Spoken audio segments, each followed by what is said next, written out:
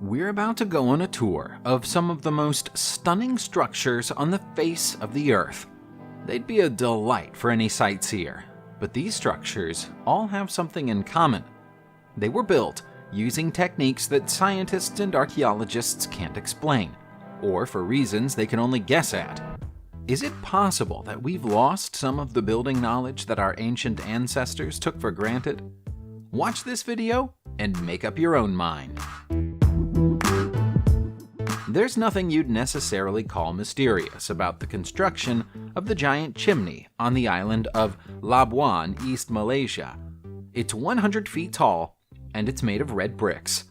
There's a nice frieze at the top, and its square shape and double-arched base are fairly conventional from an architectural point of view. The mystery is why it was ever built at all. That's why it's called Labuan's Mystery Chimney. Numerous theories have been put forward about why it's there, ranging from an unconventional lighthouse to a bell tower. But perhaps the most likely explanation lies with the island's failed coal mining industry. Labuan was once a British colony, and brickmaking was a common activity for prisoners on British colonies.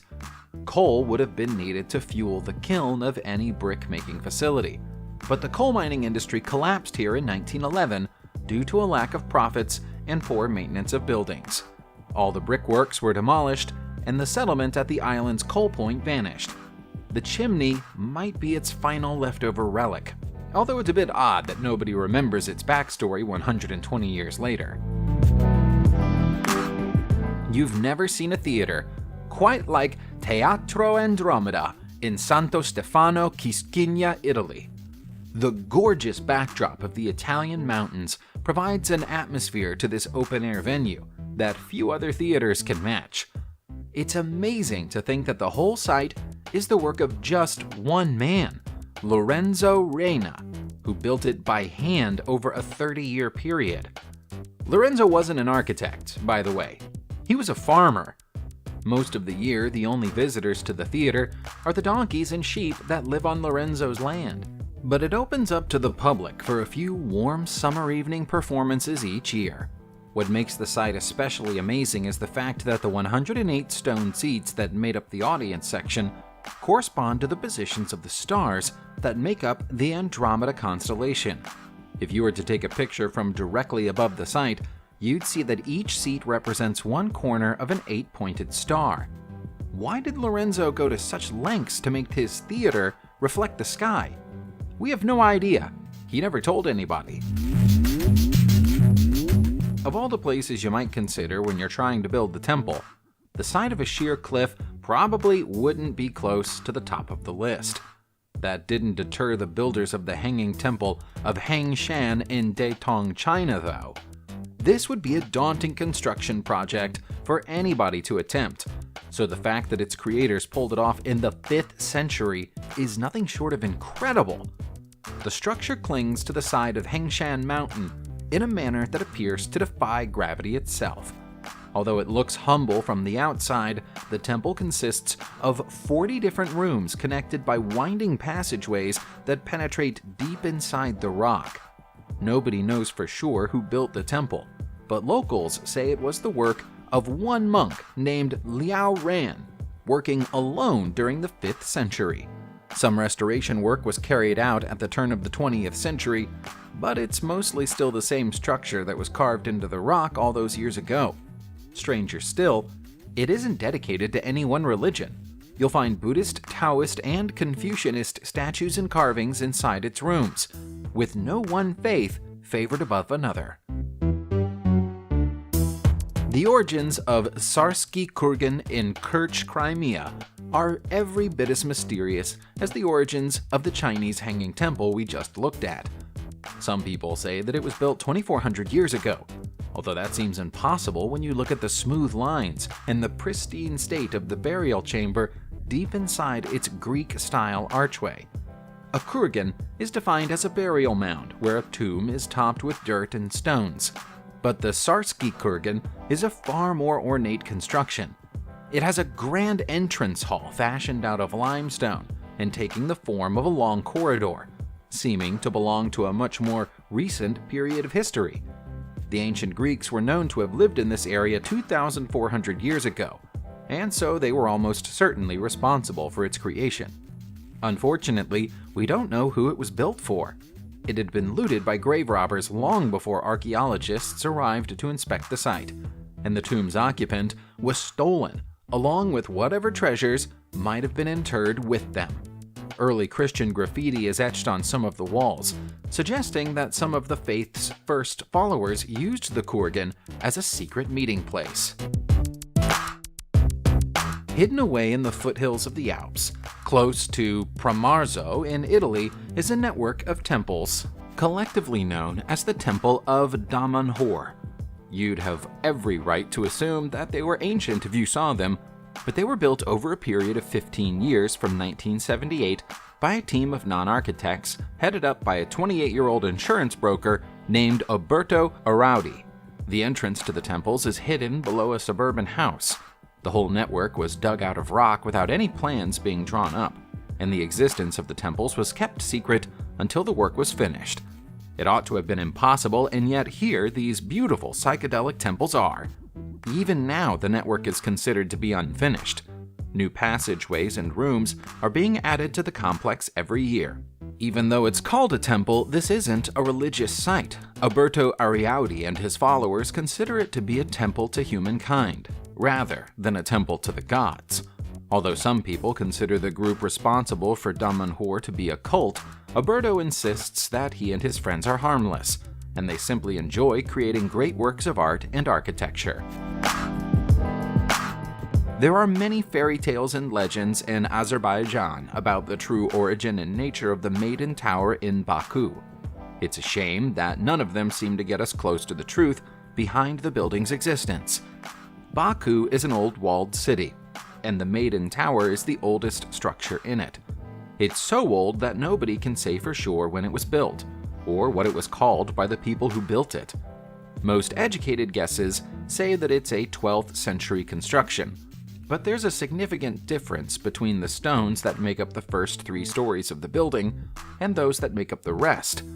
Those lower 3 layers are more likely to be 2,500 years old, and possibly even more than that.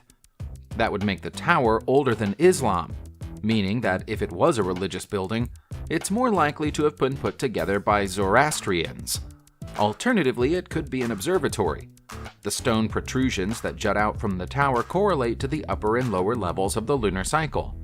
The name Maiden's Tower comes from a legend about a king's daughter leaping to her death from the top of the tower to avoid an arranged marriage, but there's no historical evidence to support this. Most of the people who see the menhirs in A Coruña, Spain, without knowing about their backstory, assume they're ancient megaliths. In fact, they're far more recent works of art. They were created by Manolo Paz, and he's still alive today. There are 2 alternative names for the sculptures. They're commonly called either the family of menhirs or menhirs for peace. In Paz's own words, the sculptures stand and look out over Spain's northern coast into the Atlantic Ocean to provide a sense of meditative hope to anyone who sees them. The holes in the granite blocks are there for visitors to peer through and offer them a different perspective on the view. You'll find them arranged in pairings of tall rocks and small rocks, a technique Paz uses to represent parents standing and looking out to sea next to their children. A few of the stones have been arranged to provide a view of the Tower of Hercules through their peepholes, but the majority of them look straight out to sea. While the menhirs for peace are modern structures that look like older ones, the obelisk of Odzun in Armenia is every bit as ancient as it looks. This is a most unusual obelisk, and that's not just because of its unique double stele arrangement. You'll find it on the grounds of the basilica in Odzun, but the obelisk is thought to predate the basilica by several centuries. One side of the structure is covered in carvings from both the Old and New Testament, perhaps commemorating Armenia's transition to accepting Christianity. The other is decorated with floral patterns. Ideas about when it was built vary. But the most popular theory is that it was built as a statement of defiance by the Christian side of a conflict with Hindus that briefly escalated into war here during the 4th century. Another theory, based on the presence of the floral patterns, is that this is a monument intended to represent the losses suffered by both sides in that war. The basilica was presumably added at a later date when Christianity was accepted in the country more easily. It doesn't take a genius to work out how the Mojave megaphone got its name. It's in the middle of the Mojave Desert, and it looks exactly like a megaphone. It might, however, take a genius to work out what this strange monument is doing there. The metal sculpture is firmly bolted to a pair of rocks at the top of a hill close to Baker, California, and is made from thick strips of welded iron. Nobody knows where it came from or what it represents. It's been said to resemble an antenna or a drum, and it's even been accused of being a top-secret weapon of some kind. That might not be far from the truth. A few military experts who've examined the Mojave megaphone say that it's not a weapon per se, but might have been an amplifier for a siren that was used to alert locals when the US military performed weapon tests in the desert. If there is a military history or a military purpose behind this old installation, the military has never owned up to it. We can't even say for sure how long it's been there. There are some California natives who swear it's been in situ for a century or more. Almost every region of every country in the world has local legends about lost gold or treasure buried deep below the ground somewhere in the area. If you live close to Baguio in the Philippines, that treasure is the lost gold of General Yamashita, and the most likely place for it to be hiding is somewhere within the city's Japanese tunnels. Most of these tunnels, built by invading Japanese forces during the Second World War, have been thoroughly explored and mapped out. But there are still gaps in the maps, and places nobody's been able to reach. That keeps alive the possibility that the looted gold procured by those forces under the command of General Yamashita Tomoyuki is still down there in the dark, waiting to be found. The entrance to the tunnels is in the Baguio Botanical Garden, but visitors should beware. The tunnels are pitch black and incredibly humid and can be dangerous to visit without a guide. The official reason for the construction of the tunnel network was to store military supplies, so you might not find anything other than a few old bullet casings and discarded helmets. Still, you never know. We're not sure how we'd feel about venturing deep into the woods to find a place called Devil's Hole Creek, but if you're not frightened by the name, that's where you'll find the Devil's Hole ruins in Cresco, Pennsylvania, USA.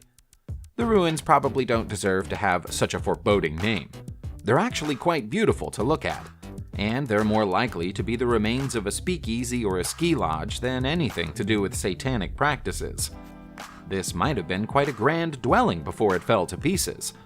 There are large double fireplaces still visible among the ruins, along with a water boiler and a coal furnace.